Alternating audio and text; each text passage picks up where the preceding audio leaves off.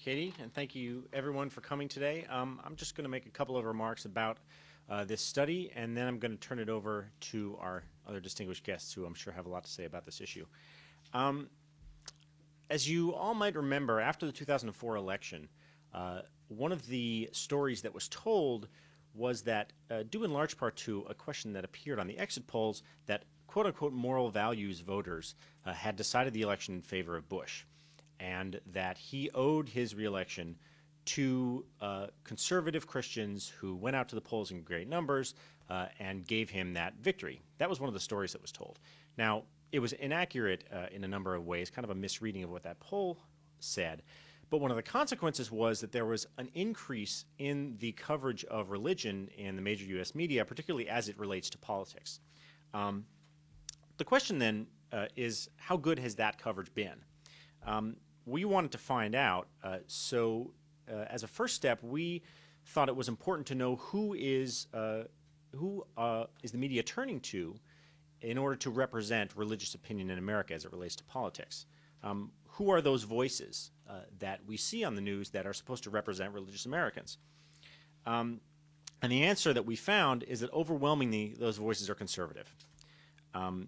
And the progressive religious voices are, by and large, getting ignored. Now, we decided, since that 2004 election was something of a watershed in this area, that we would do a study of what was going on in the major U.S. media, which means television news and the major newspapers, starting right after that election in November 2004 and going for the following 2 years up until the end of 2006. So what we did is we assembled a list of conservative and progressive religious leaders who do comment on politics, and we took a larger list and ended up culling it down to the top 10 progressives and the top 10 conservatives based on how often they were quoted and how often they were interviewed. I should say, by the way, that we focused on those who really had a clearly identifiable ideology. There were some people kind of in the middle who, one could argue about whether that person is really a conservative or really a progressive, and so we set those people aside to be as objective as possible as we could. And so once we had this top 10 list for each, we counted up how often they were interviewed, how often they were quoted, and how often they were mentioned. What we found was, as I said, overwhelmingly the conservatives dominated. On television news, which was the three major networks, the three broadcast networks, the three cable networks, and PBS, the conservative religious leaders were quoted and interviewed and mentioned almost 3.8 times as often as the progressive religious leaders.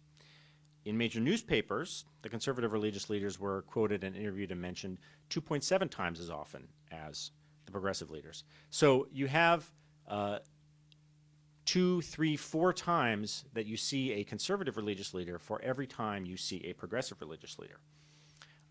This is a striking imbalance given the fact that despite what one would believe if one just watched the media, most Americans who are religious are not necessarily politically conservative.